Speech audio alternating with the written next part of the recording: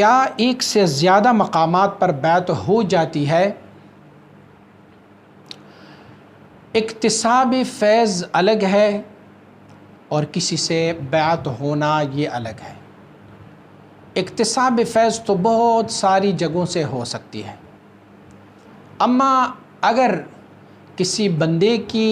بیعت کسی کے ساتھ ہو تو اس بیعت کے لیے اگر وہ شریعت و طریقت پر منحصر ہے، شریعت و طریقت پر ان کا پیر صاحب وابستہ ہے اور انہیں وہ عروجات اور کمالات عطا کر سکتے ہیں تو وہ وہی بیعت ہوگا، دوسری جگہ پر ان کے لیے بیعت جائز نہیں ہے۔ ہاں کوئی ایسا شیخ ہو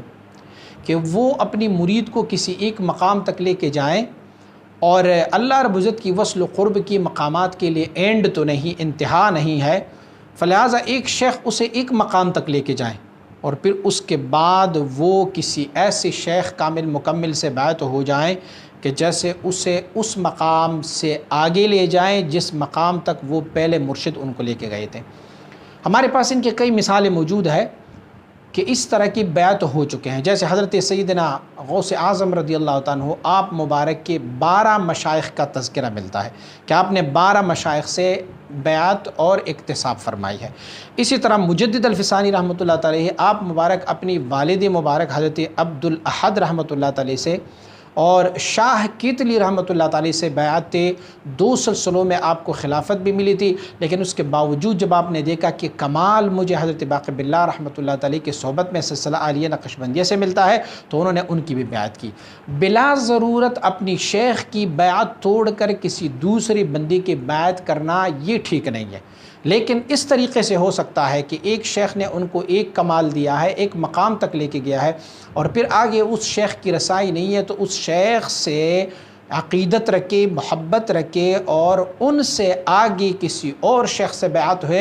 ہو جائیں تاکہ وہ اللہ رب العزت کی وصل و قرب کے دوسرے مقامات بھی طے کر لے۔ سارے ان کے مشائخ ہیں، ان کی ایک ظاہری مثال یہ بھی دی جا سکتی ہے، ایک بندہ اگر کسی ایک پرائمری میں پڑھنے والے استاد سے وہ پڑھ رہا ہو، پھر کیا وہ اسی استاد سے میٹرک میں بھی پڑھتا رہے گا، وہ ایف اے بی اے بھی اسی سے کروائے گا، وہ یونیورسٹی اور کالج میں بھی اسی استاد سے پڑھتا رہے گا؟ نہیں، ان کے اساتذہ جو ہوتے ہیں وہ تبدیل ہوتے ہیں، ان کے اساتذہ کوئی میٹرک میں الگ ہوتے ہیں، پرائمری میں ان کے الگ ہوتے ہیں، انہیں مڈل میں کوئی اور پڑھاتا ہوتا ہے، یونیورسٹی اور کالجز میں اس کو کوئی اور پڑھاتا ہوتا ہے۔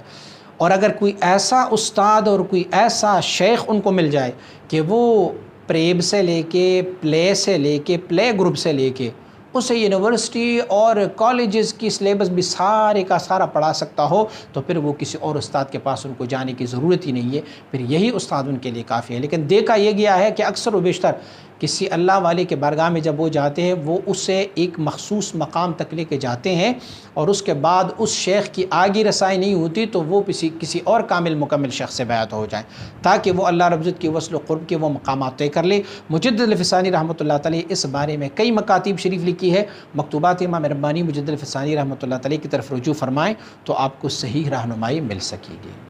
مزید اسلامی ویڈیوز کے لیے ہمارے یوٹیوب چینل کو سبسکرائب کریں اور بیل آئیکن پر کلک کریں اور ویڈیو کو لائک، کومنٹ اور شیئر ضرور کریں۔ جزاک اللہ۔